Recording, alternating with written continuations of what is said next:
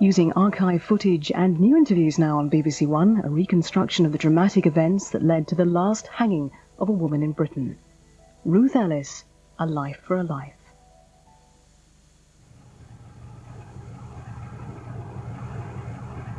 I just have an overwhelming and uncontrollable desire to kill him. There's nothing else for it. I somehow feel outside of myself. In a daze. I don't care about the law. I'll die for it.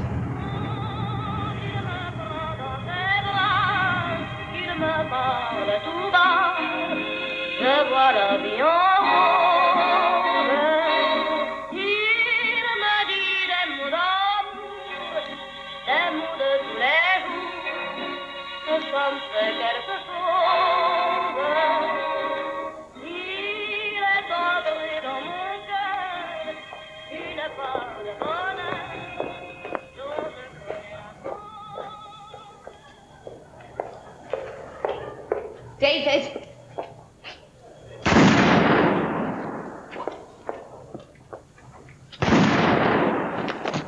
Get out of the way, Clyde!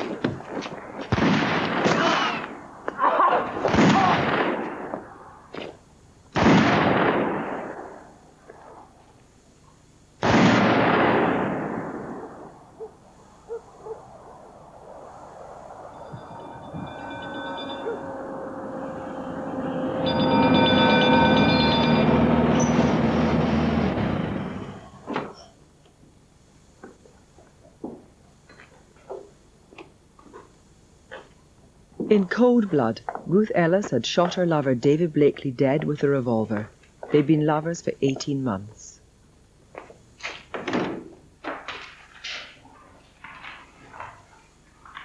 The law was clear. If Ruth Ellis was found guilty, she would suffer the death penalty. You can sit down there, they won't be long. Can we get you a cup of tea while you wait? An eye for an eye and a tooth for a tooth. I'm going to hang for this. Don't say that, Ruth. If you get a good barrister, you won't.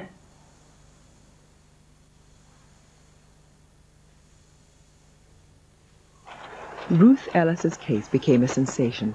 The hacks had a tale which was beyond their wildest dreams. The shooting by a glamorous model from a poor background of her lover, an adulterous upper-class racing driver, and the prospect of a hanging. Class, sex, and death. The perfect story. She always admitted to have lived what she called a bad life, I believe, or what I think she called it. It was a drinking club life at that time.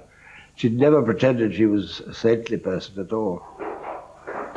Ruth Ellis's lawyers knew that it would be difficult to save her from the gallows. Her junior barrister, Peter Rawlinson, who went on to become Attorney General, met her at a hearing to set the trial date.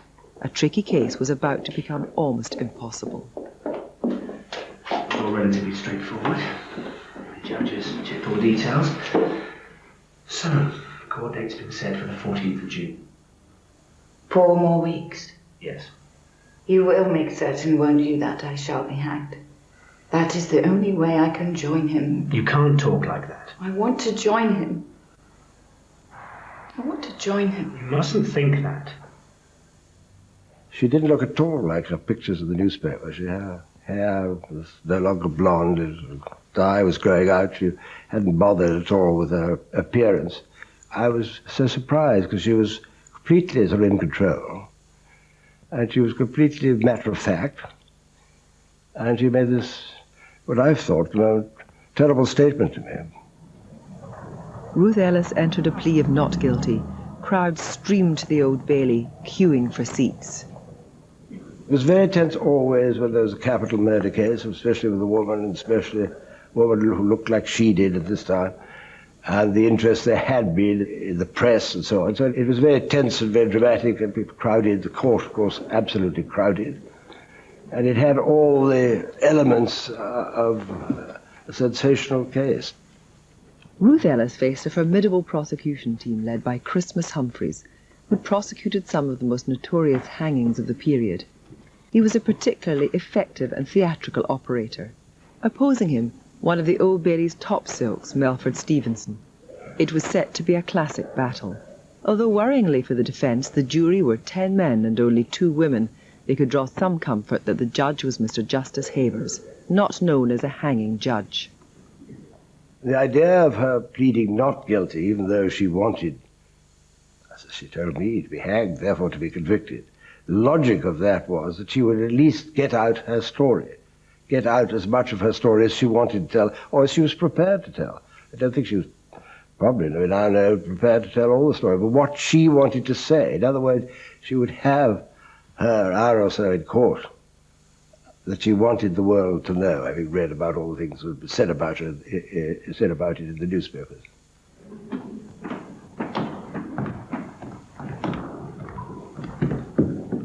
Ruth Ellis made a dazzling entrance. Her hair had been freshly bleached. This was not the image of a vulnerable woman, more that of a cold-blooded killer. Ironically, we have discovered her prison makeover was the defence's idea, and probably their first mistake. Her solicitor, John Bickford, had specifically asked Melford Stevenson whether it was legally possible to force the prison authorities to let Ruth bring in a hairdresser, or at least the chemicals necessary to dye her hair.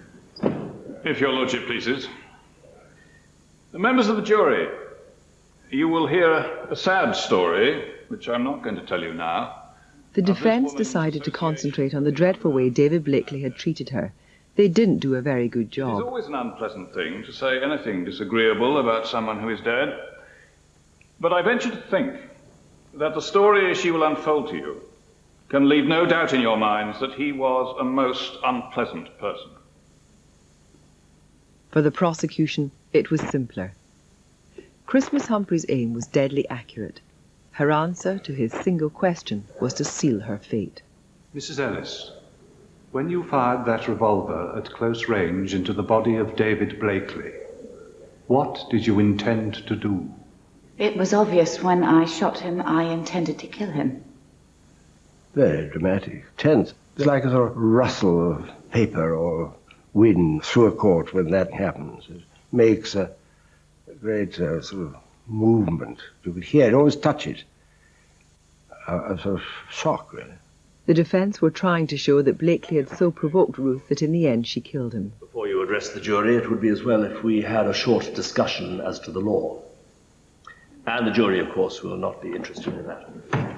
But in the eyes of the law, Blakely's abusive behaviour was irrelevant, so Melford Stevenson attempted a desperate and ambitious ploy. He tried to persuade the judge to change the law. Does your proposition come to this, putting it in its most simple form, that if a man associates with a woman and then he leaves her suddenly and does not communicate with her, and she is a jealous woman, emotionally disturbed, and then goes out and shoots him, that is sufficient ground for the jury to reduce the crime of murder to manslaughter?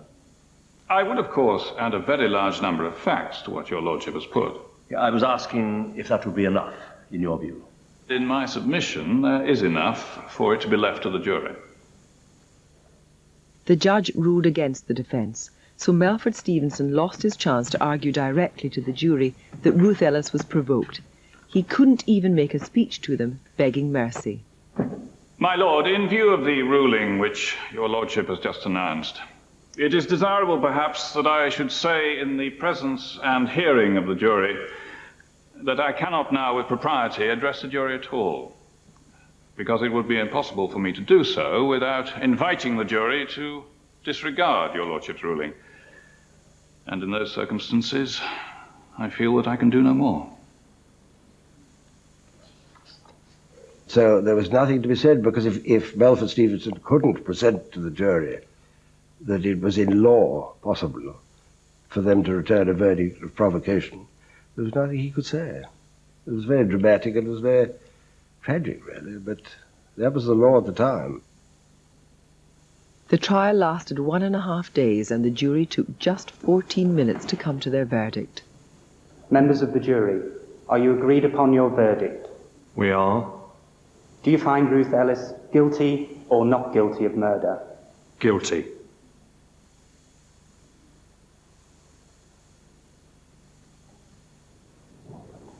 Ruth Ellis, the jury have convicted you of murder.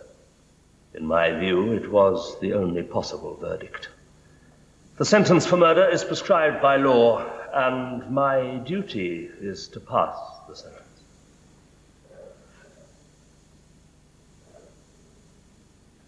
Don't forget there were a lot of people who also thought this wicked, wicked woman. And there were a great many people in court who felt that. And as is evidenced by the fact that the jury did not bring any recommendation of mercy, which they could have done. Ruth Ellis was the last woman to hang in Britain. There is no doubt that she fired the shots which killed her lover. She freely confessed to it. But we have pieced together the real story of this crime of passion. It's a picture of a woman on the edge of a nervous breakdown. Violently abused and sorely provoked, she was then ill-served not only by the solicitor who took her case and by her Queen's Counsel, but also by the Home Secretary of the day. He disregarded the evidence which could have saved her. Ruth Ellis should not have suffered the hangman's noose. The glamour model of popular imagination in truth came from an unhappy and dysfunctional family which lived on the edges of poverty in South London. She had 2 brothers and 3 sisters. Her mother, a deeply religious Catholic, was a depressive. Her father was an itinerant musician, forced to take more menial work when music hall fell out of fashion. The family were continuously on the move, eventually settling in Brixton. An embittered and angry man, Ruth's father took out his frustration on his daughters. Her older sister Muriel says he began abusing her at the age of 10.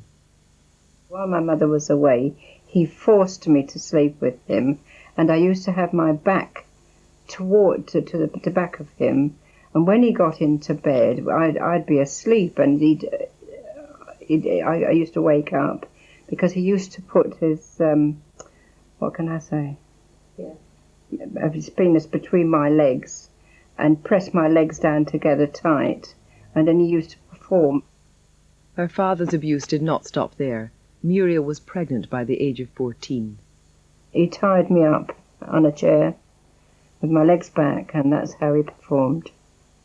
And that's how you became pregnant? That's how I became pregnant. I'd only had a period once before that time. Well, she said, you haven't been out? Who is this? And so I had to tell her, and she didn't believe me. You actually told her what? That your father I used to say it was Daddy. Her mother then failed to protect Ruth from her father. Well, Ruth told me Daddy tried to put his thingy, she called it, between her legs and all that, and tried to perform on her, and he kept tight to her till he'd satisfied himself. So, but she didn't say it like that. She just said he kept hanging on to her. Today, such abuse would certainly be relevant to Ruth's defence of provocation. So we asked a leading criminal psychiatrist, Dr. Gillian Mezzi, to assess Ruth's mental state. Her evidence has been used to defend successfully women who've killed their partners. She has pieced together Ruth's life of abuse. She was certainly physically abused. It sounds as if it was a very unhappy, loveless family to grow up in. And it would have, I think, created, if you like, a backdrop to the later series of abusive relationships she entered into. A teenager when war broke out, Ruth enjoyed the arrival of Allied troops in London. By the time she was 17, she had an illegitimate son by a Canadian soldier. She was in love with him, so much in love with him, it was unbelievable. Did he let her down? He did, because when he went back to Canada, he sent her 24 roses, and I love you and all that, and I'll be back. But he never came back. My mother wrote to someone in connection with the Canadian soldiers and found out that he was married, said married with 3 children. That was that. They'd never even told him. They just let us know that he was married with 3 children. That completely finished Ruth. The childhood experiences and the ending of her first real love affair would have created in her an expectation, really, that this is the way that relationships are going to go for her, and perhaps she doesn't deserve any better. Ruth now had a young son, Andre, to support, and she was desperate to escape the drudgery of life in South London. We both worked at the Oxford factory for a while, and we both walked out on that job because it wasn't good enough for Ruth. I went to train for munitions, and she went to work at the Lions Cafe. Money and the glamorous life were what Ruth craved. Where she was aiming was show business, or something like it. The Camera Club had a slightly seedy reputation because it enabled groups of men to take glamour photographs. The club didn't encourage pornography, but could not prevent private arrangements between photographers and models. For some, like Ruth, these sessions were the first step towards prostitution. I've seen pictures of her, which my father liked. I don't know what happened to them. I saw them. So you didn't mind her? And there were lovely pictures too, in the nude. Sitting and posing in the nude. She really knew how to do it. You know. Ruth became a hostess at a club run by Maury Conley. It wasn't quite as innocent as her sister now wants to believe. He gave her the job as nightclub hostess, where she had to walk around and talk to the people and introduce people to each other, and she did. And sometimes she worked behind the bar, but it wasn't very often. She was just the nightclub hostess. This was effectively prostitution, but Ruth could gloss it as taking presents from boyfriends. She enthusiastically embraced her new life.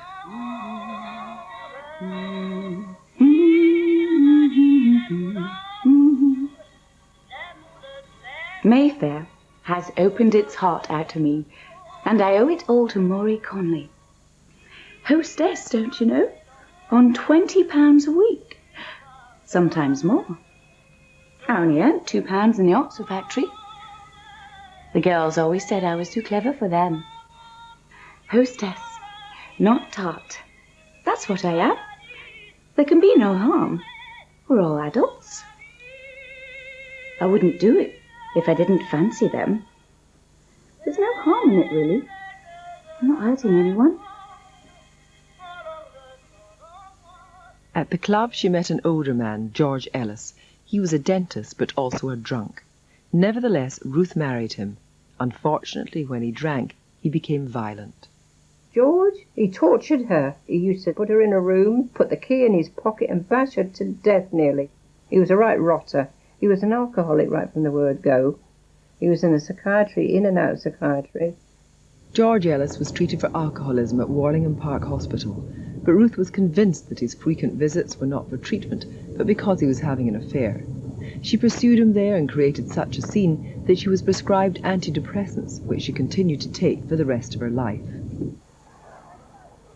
By 1953, Ruth had left George Ellis and returned to the bright lights of London and her old ways as a hostess.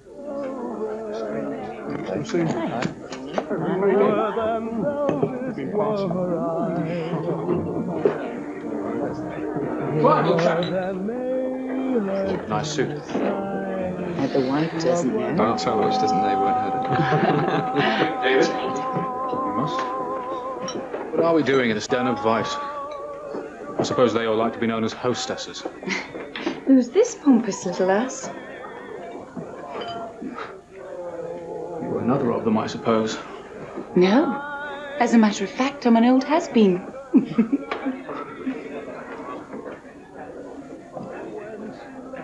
Come on, boys.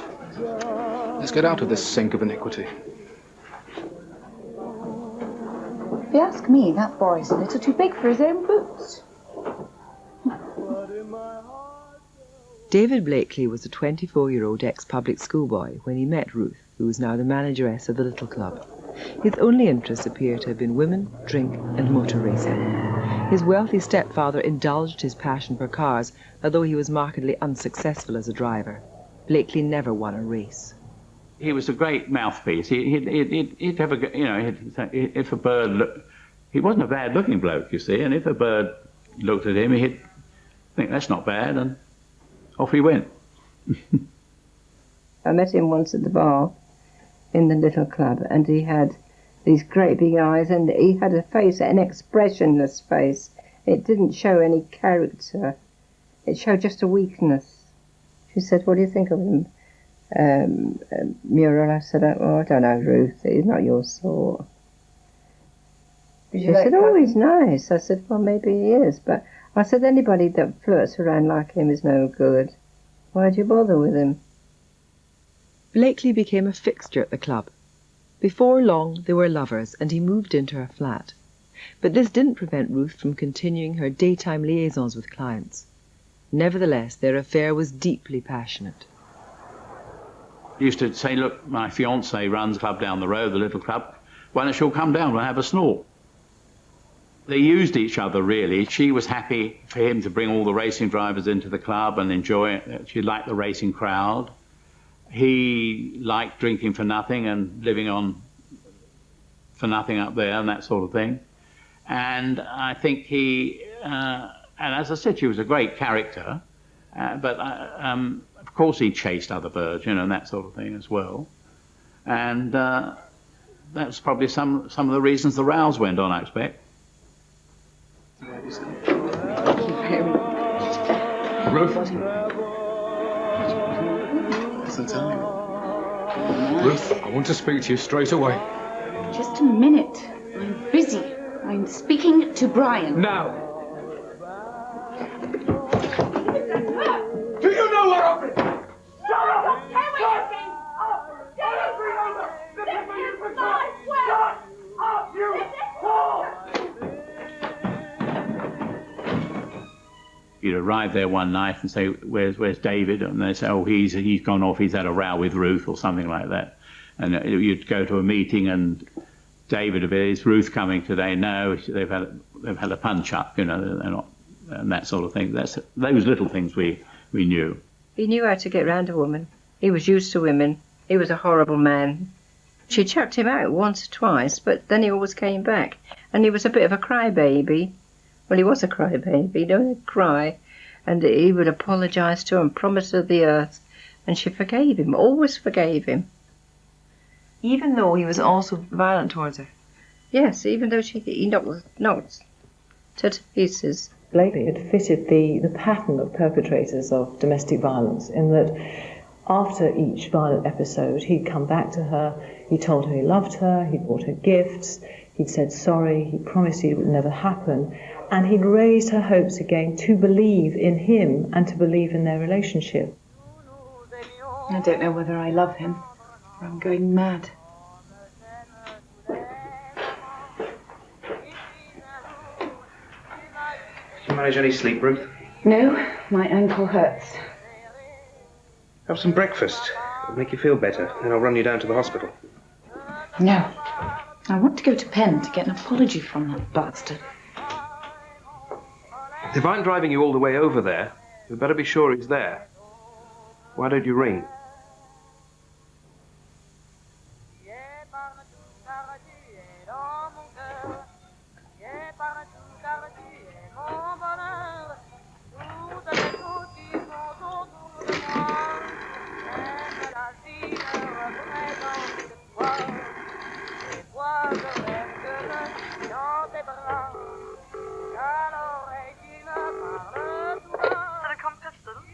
Good morning.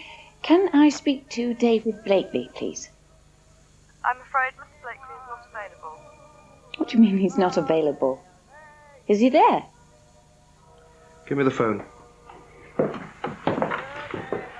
It would be to Mr. Blakely's own good to answer the call. Mr. Blakely is not taking any calls this morning. The coward won't even speak to me. Desmond Cousin was the other man in Ruth's life. He was seriously smitten with Ruth. They become lovers in June 1954, while David Blakely was away racing at Le Mans. Their unusual love triangle was alluded to by Blakely in a postcard he sent her. At first he may just have been teasing, but his mood soon darkened. He was always wanted her to be with him and not to speak to Desmond, and they became to hate each other so much. David Blakely's life on the racing circuit gave him plenty of opportunity to take other lovers. He had many, and this fueled Ruth's insecurities. She may have had her own affairs, but she was beside herself at the thought of David's unfaithfulness. Sex and jealousy was the key to their destructive relationship. With Desmond Cousin it was different. It was not just about sex. He offered a security and a sort of protection. After losing her home above the club, Cousin paid the rent on her new flat and looked after her son, including paying his school fees. David discovered this and was furiously jealous. Their fights were always followed by passionate reconciliations, but with each row, David became more violent. In March 1955, 2 months pregnant with a child that Ruth thought would bring them together, they rowed again. He said he could just about manage 7 shillings a week for our baby. There are cheapskates, and there are cheapskates. I think I've met the cheapest of skates. Can never marry me. He thinks I'm a common tart. I told him he was no good. Then he punched me in the tummy. Now I can't stop bleeding. And he's gone. This was a child that perhaps could have cemented the relationship. It could have brought them together. She had great hopes, I would have thought, in the pregnancy and what this child would have represented. The fact that not only Blakely kills the child indirectly, but then leaves her and is apparently lacking in remorse, lacking any kind of recognition of what he has done, would have been devastating. Whenever Blakely left Ruth, he would seek shelter with Carol and Aunt Findlater, later described in court as odd people. Ruth believed they were determined to break her and David apart. Blakely and Carol had been lovers, even though Aunt was Blakely's best friend and was employed as his mechanic on his racing car, the Emperor. This peculiar relationship tortured Ruth. Despite the mutual antagonism, the foursome took the Emperor to a race meeting near Chester a week before Easter. The trip was a disaster. The car blew up in practice and never even made it to the starting line. Ruth, still bleeding from her miscarriage, fell ill with a heavy cold. After returning to London, Blakely sent her a photo promising love ever after. Ruth convinced herself that all would be well. Ruth used to say we're going to get married and we'd love each other and that sort of thing, and we knew it was all bullshit. You know, he was using her, let's put it that way. Blakely promised Ruth he would spend Easter with her. She waited, but he didn't turn up. Still distraught after the miscarriage, she persuaded Desmond Cousin to help her pursue him, because she feared he'd finally decided to end the relationship for good. Cousin dropped her outside the Findlaters' house, where David was hiding.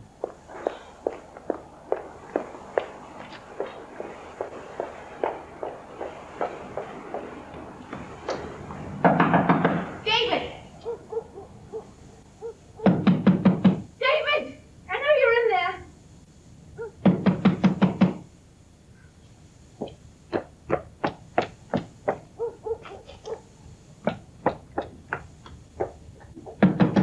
David!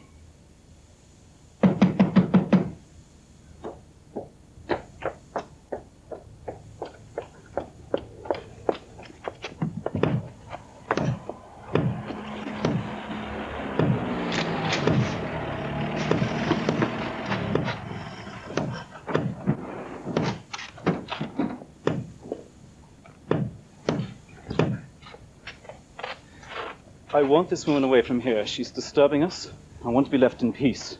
She's pushed in the windows of that car, which belongs to my guest, David Blakely. This car is just as much mine as his. I've been living with him for 2 years. I'll stay here until I see him.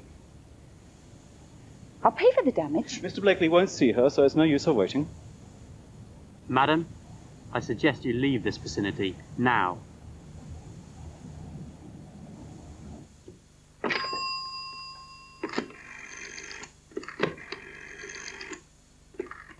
Ruth did not sleep. She'd become obsessed with the idea that the Findlaters had succeeded in taking Blakely from her. Hello, Anthony Findlater here. I hope you're having an enjoyable holiday. Because because you ruined mine. David! The way it would be understood now is that there was a gradual build-up of extreme distress and tension, and there was a delay because of this slow burning fuse, and it was only at that last moment that she suddenly lost control and killed him. The cold and detached, almost dazed quality that's described in the notes is very characteristic of somebody who is extremely traumatized. You have to take into account the fact she had been abused, certainly during her childhood, during her first marriage, and more latterly by Blakely. Like many victims of abuse, this was a woman who did not want to show the world what she was suffering. I just could not believe that she was capable of shooting anybody. I just couldn't believe it, and I thought, it's unbelievable that she shot Blake. Mind you, I could understand maybe shooting Blakely, but I couldn't understand her shooting anybody. And, where did she get the gun, The murder was extremely brutal. The autopsy pictures reveal that. But the pathologist's report prepared for Ruth's trial also revealed something about David. In his pockets they found speed and poppers.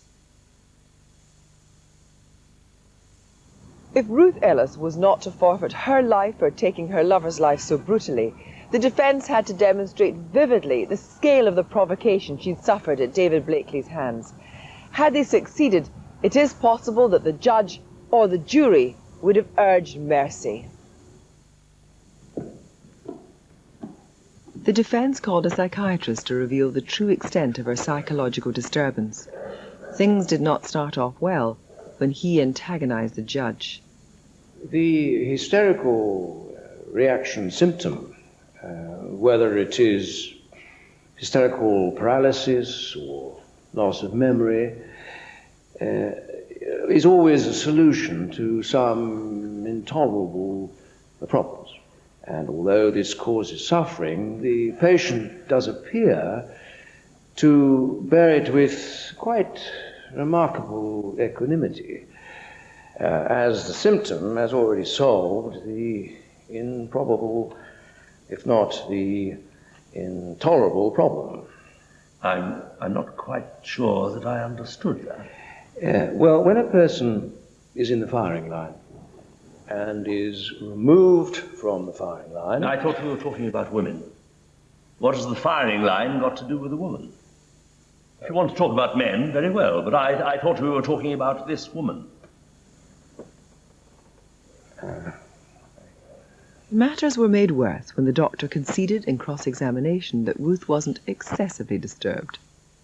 Dr. Whittaker, you regard her as being somewhat emotionally immature. Yes. From the psychological point of view, somewhat of a hysteric. Yes, but not a gross hysteric. I said somewhat of a hysteric. Yes. Dr. Whittaker, in whom the defence put their faith as a psychiatrist, examined Ruth for, 2 hours? Do you think that was sufficient to the task? Well, it's always difficult to criticise colleagues, of course, but 2 hours is a sort of period that one would expect you would spend with somebody who's charged with burglary, not with somebody where the stakes are so high and who stands to lose their life if the case goes against them. There were other significant flaws in her defence. Desmond Cousin, her other lover, the last man to see Ruth before the murder, could have told the court all about her true state that evening. The prosecution led him to the moment when he was supposed to have parted from Ruth. That evening, did you drive her back to Edgerton Gardens? Yes? About what time? About 7:30. At 7:30 on the Sunday evening. And that's the last you saw of her? Yes.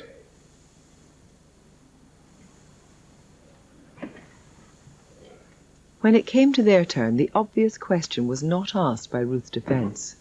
You have told the jury that you and this young woman were lovers for a short time in June 1954. Is that right? Yes.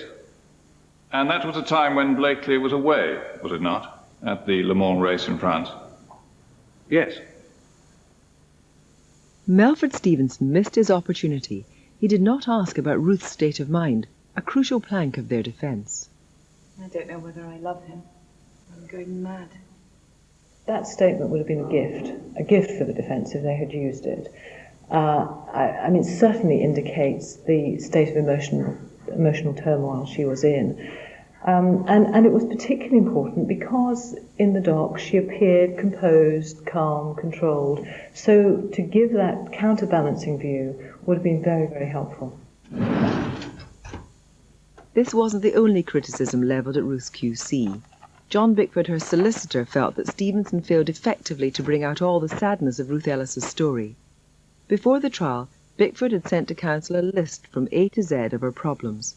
His points were strikingly similar to those made by psychiatrists today dealing with battered women's syndrome, but many were never mentioned at trial.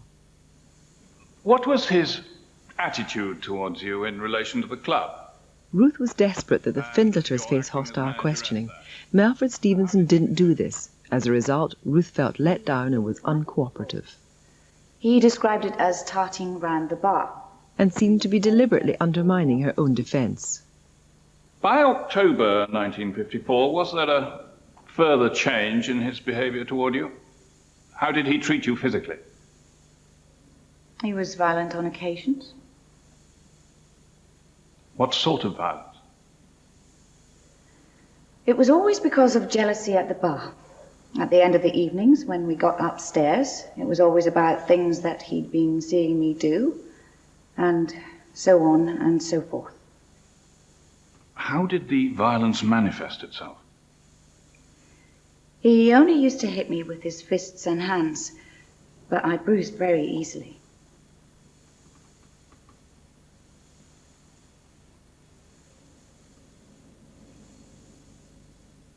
Ruth Ellis, the sentence of the court upon you is that you be taken from this place to a lawful prison and thence to a place of execution, and that you there suffer death by hanging.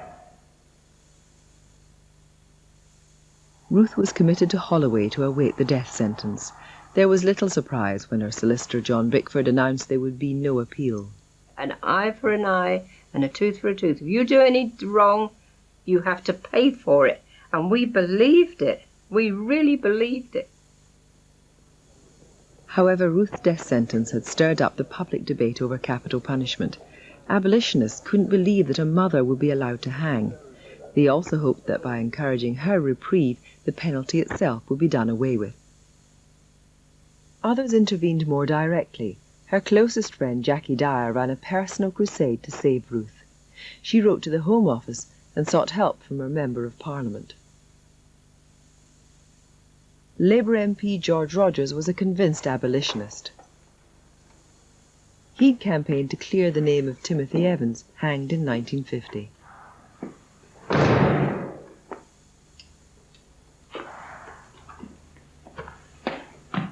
Why won't you let me approach the Home Secretary and ask for clemency? Don't you want to carry on living? No, I want to die. But that's wrong. How can you say that? You believe in life after death, don't you? You know you won't be with Blakely after you die if you don't live on and expiate your crime.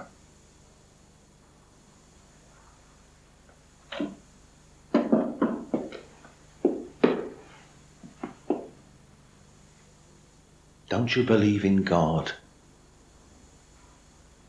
If you did, you'd have the will to carry on. And what will happen to your son after you die? Who will look after him? I have no wish or desire to live. Andrea's been taken proper care of. Well, how do you know that? He might not be. And if you die, there will be no one there to look after him. You will be dead and he will be motherless.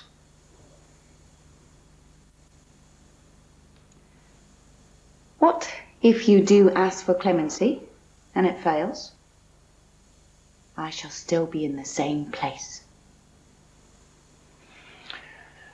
I never fail. For the first time, Ruth wavered. She spent the rest of her days veering between a desire to die and a hope she'd be spared.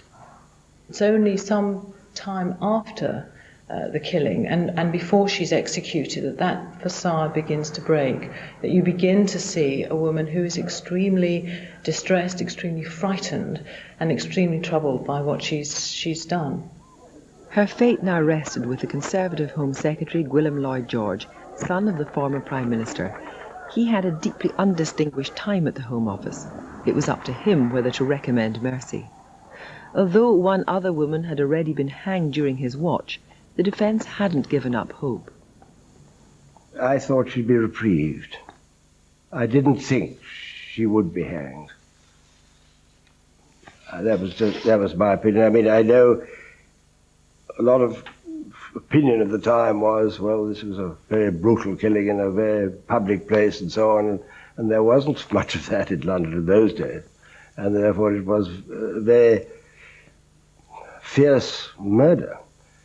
But I felt that there were too many circumstances surrounding the individual and how their relationship together, which should have permitted, in my view, the Home Secretary to reprieve, and I thought he would. By combing through the archives of the Home Office, we can reveal how the Home Secretary came to his decision. The case for a reprieve was meant to be assessed on the facts of the case, but Lloyd George undermined the impartiality of this procedure with his political conviction that this hanging should happen. He wrote, "If a reprieve were granted in this case, we should have seriously to consider whether capital punishment should be retained as a penalty."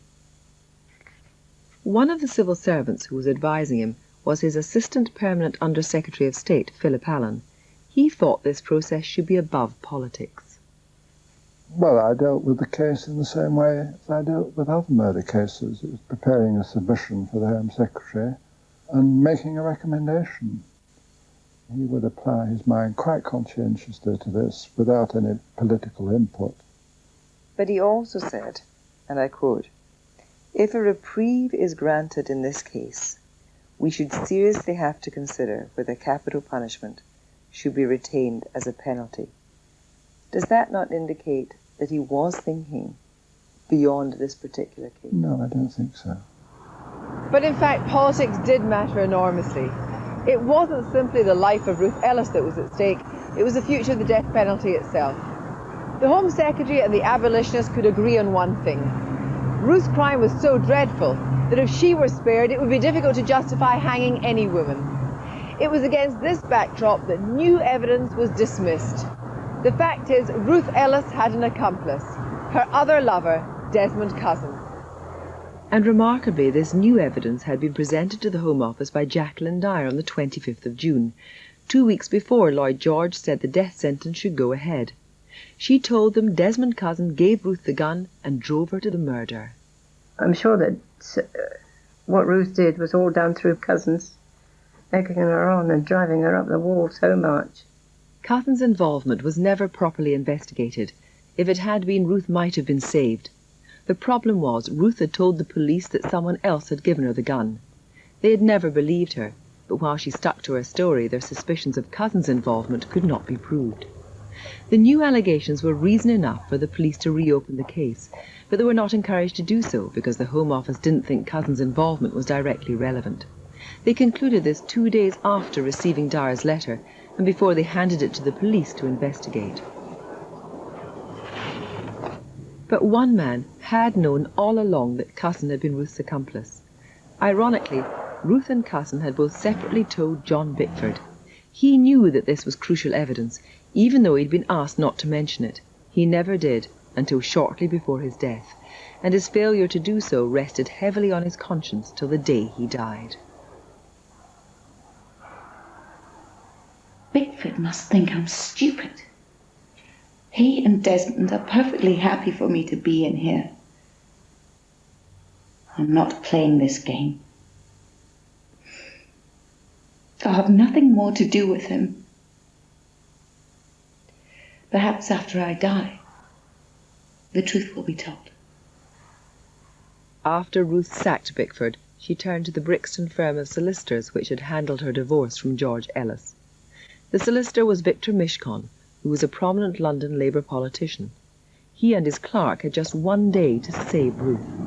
I dashed to see Mr. Bickford when I got this request from her and asked him, was there anything that she hadn't said which I might persuade her to say, which would be to her advantage?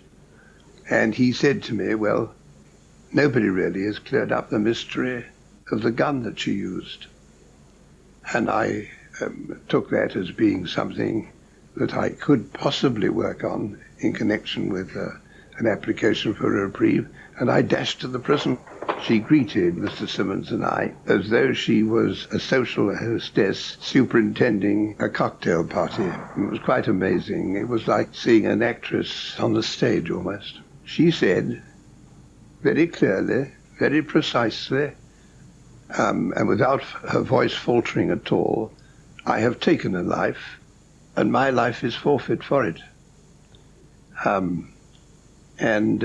So the question of applying for a reprieve didn't appeal to her at all. As I said, she said, coming out of prison in some years' time, looking like an old hag, no thank you. But you pressed on. I did. And the only way we managed to persuade her, Mr. Simmons and I, in the end, and it was quite a battle, was, didn't she owe it to her son that he should know the truth? And then she did give way. She finally told the story of what happened before the murder. She'd spent the afternoon drinking Pernod with cousin, and he had given her the gun. We're nearly there, Ruth. I've got to find David. There's no alternative. If I don't kill him, he'll kill me. She said, I haven't said any of this before, and she used the word I remember so well, it would have been traitorous. I remember that word so well. She was protecting but this was the truth. She was protecting. Undoubtedly. But there was no reason, she gave no reason why. She gave no reason why, except that she was facing what she did. Why bring somebody else punishment when it wasn't necessary? For the first time, Ruth admitted that she'd lied about where the gun had come from. She revealed to Victor Mishcon the full extent of Cousin's involvement. In effect, she was saying he aided and abetted the murder of David Blakely. Mishcon realized the significance of her statement, but time was running out. Mr. Mishcon, put this way, sir. Mr. Mishcon, what did she say? It's the hanging officer. A few words, please. Sir, Dashed to the Home Office, hoping to see, obviously, the permanent secretary. He, unfortunately, or otherwise, was at the race course. But he left a message that the police could get hold of him. This turned out to be the simple expedient of bawling his name out over the loudspeakers on Ascot Heath, which made him rather cross. Anyway, he came to the telephone, and I said he'd better come back straight away. What they learned was that there was enough evidence to charge Cousin, but Mishcon was anxious not to be seen as part of a political campaign against hanging, so he kept the press in the dark. I'm sure you understand one cannot be too careful, and this is a situation in which there is a life at stake. More I cannot say. Look at me, sir. If the facts were as she stated in her statement, then Cousins, in my view, might well have been charged as a principal, let alone accessory before the fact. If Cousins had given her the gun, and he knew fine that she was drunk and disturbed after her miscarriage, he would have been culpable. Yes, if all those facts came out to provide someone in that condition with a weapon, loaded weapon, certainly would have been. If statements of this kind were submitted to us, they wouldn't simply have been put on one side. We would have considered them very carefully. And by we, I include both the Home Secretary and Sir Frank Newson, the head of the office. You may say we came to the wrong conclusion. I don't know. But we did. Why then was Cousin not immediately charged? We have discovered the Home Office received a secret memo from the prison officer who'd been in the cell with Ruth and Victor Mishcon. The officer's report contradicted what Mishcon had told them. Crucially, she said the use of the gun was Ruth's idea. The Home Office chose to believe the prison officer and not the lawyer, and worse, didn't even bother to check with him, despite thinking the difference was important. I understand Sir Frank Newson said, though, that this was an illuminating bit of information. Again, having seen the documents only recently, and I'm looking at Sir Frank Newson's own handwriting, the discrepancy between the officer's report and Mr. Mishkon's statement is interesting and illuminating. Well, with great respect, we didn't allow much time for the light to illuminate. Philip Allen did at least phone the police to tell them about the new evidence. He told them to find Cousin.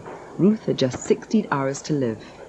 From lurking in the background, Cousin now looked like he was deeply involved in Blakely's murder. To prosecute him, they would need Ruth as a witness.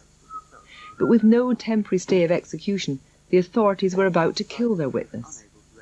The police failed to find Cousin. Indeed, he may have gone to ground following a tip-off from the newspapers that Victor Mishkon had new evidence. A Home Office announcement says that Major Lloyd George has decided that there are no sufficient grounds to justify him in recommending any interference with the due course of law.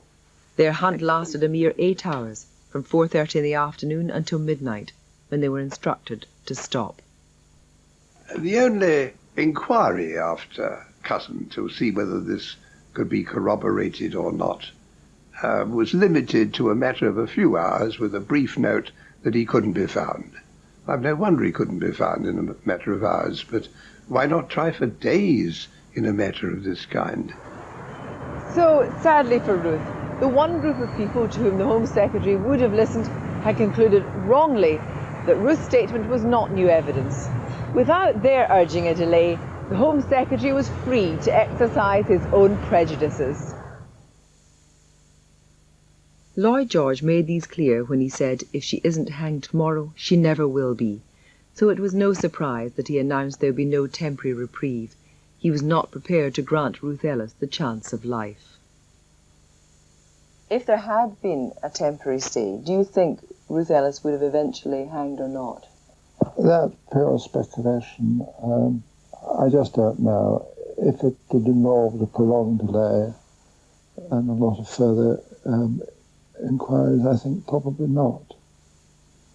I can understand politically he might have been correct, because if there had been a period allowed for these inquiries to be made, I think the public outcry would be such that it would have been very difficult to refuse a reprieve. But really, should politics enter into this, or only the law, and possibly mercy? There was to be no mercy. The Home Secretary resolved that the law should take its course, but her new solicitor never gave up hope. I just frankly waited by that telephone until the early hours of the morning, when I got the sad news that the application had been rejected. And I thought sadness, I thought a modern tragedy of a girl who had been led into this life and got involved in a shoddy, squalid life. I'd hoped she would be reprieved, but she wasn't, and I felt sad. Demonstrators massed outside Holloway Prison in support of Ruth, who would become the last woman hanged this century, and possibly the last woman this country will ever hang. Some of her family attended to say goodbye. Muriel waited at home. Well, I can only remember what I did. The children didn't know, and I ran up and down the stairs, in and out of the rooms. Couldn't believe it. I thought perhaps they'd hide her and make out they'd done it. Couldn't believe it. It was, unless you go through it, you can't begin to understand it. Unknown to the other prisoners, the executioner Albert Pierpoint made his quiet entrance to begin his gruesome preparations. He set up his scaffold and secretly observed Ruth to gauge her build and calculate the length of the drop. The prison clock was stopped. I am feeling all right. The time is 7:00 a.m. Ruth woke early to write her final letter. I have told the truth. And that is all I can do. Thank you. Once again.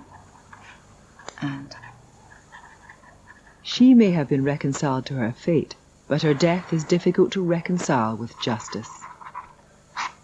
I gradually became a convinced abolitionist, having dealt with a number of these cases.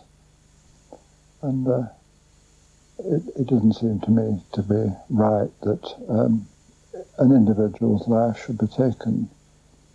But we had to operate on the basis of what the law was. The law said that the punishment for murder is death by hanging.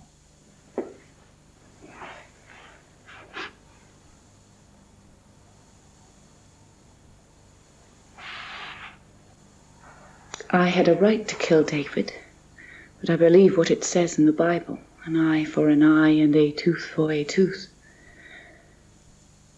I don't mind dying. I just want the truth told. So I must hang.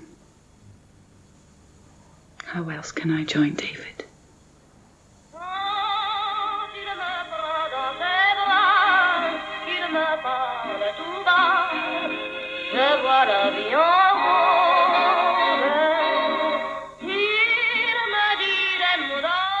The solicitors acting for Ruth Ellis's sister have now sent the evidence from this programme to the Criminal Cases Review Commission, who look into miscarriages of justice. It will decide in the new year whether the appeal court should consider overturning Ruth Ellis's conviction for murder.